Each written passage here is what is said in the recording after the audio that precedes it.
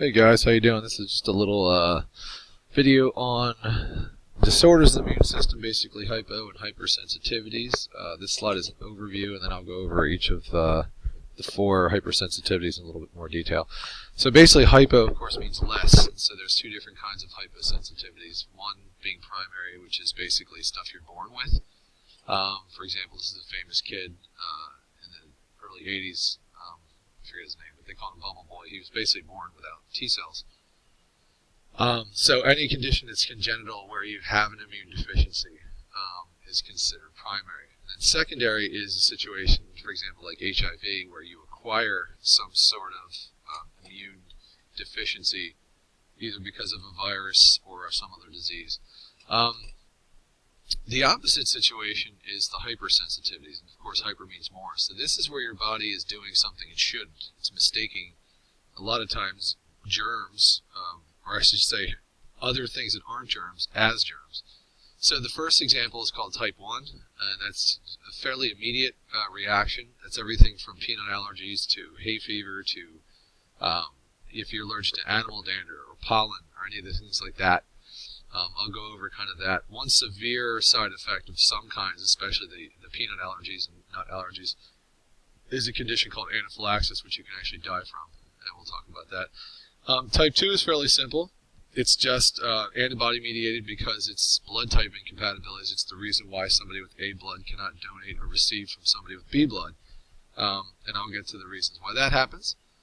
The third one is basically immune complexes, so it's basically antibody and antigen complexes that a lot of times end up sticking to your body parts, and then your body ends up, in some ways, kind of assuming that that body part is the bug, and either destroys it or incapacitates it in a way, causing swelling, and a lot of times that's clearly bad. So arthritis is one, lupus is another one. And then the fourth type is cell-mediated. Cytotoxic, and basically this is where your body, in essence, is the helper T cells are overreacting, basically, and triggering macrophages and cytotoxic T cells to destroy, basically, parts of your body like your skin, because maybe the poison ivy oil was on your skin, and so your body basically said, go destroy that, and in essence, trying to destroy the oil ends up destroying part of your skin. Also, there's other examples, a version of type 1 diabetes, and also multiple sclerosis. MS can be caused by type 4, which is basically the cell attacking through antibodies its own self. In the case of MS, it would be the myelin sheath of neurons. So let's take a look at each of these four in more detail. So this is basically type 1. IgE is the antibody that's the immunoglobulin responsible for this. And basically what happens is, for example, in, let's just say, a peanut allergy, this right here would be, let's say, a piece of the peanut. And, of course, as usual, this is not new. A macrophage or an antigen-presenting cell eats it, displays it on MHC class 2 for a helper T. The helper T then, of course, is going to trigger the B cell. The B cell is going to then proliferate and produce antibodies, and that's not new. We learned that the last chapter. However, what makes it different is IgE right here ends up being stuck on mast cells, and as you may remember, mast cells produce histamine. So what happens the second time the kid has peanuts? Well, here you go. The peanuts are going to stick to the IgE antibody. The IgE antibody is therefore going to trigger the histamine release, and that's what causes the swelling. As you guys know, I sound like I have allergies all the time. It's because I'm allergic to dust mites. And so this is what's happening in my sinuses 24/7. For those of you that have seasonal allergies, that's why you have that swelling because of this. So that is type 1. It can be as mild as seasonal allergies, or it can kill you if it happens to be something like a bee sting or peanut allergies or something like that. The second one is called type 2. This is fairly simple. It just is basically the idea of blood incompatibility. As you know, if you are type A blood, you have these little things right here. I call them little flags, but basically they're surface proteins. And you have a lot more than just this, but this is the only ones that we're dealing with in terms of transfusion issues. So let's have a scenario where clearly everybody, whoever's type A, they have an antibody against B. We still don't know why. but that's a whole interesting story. So let's just say here we have a donor who has type B blood and a recipient who has type A.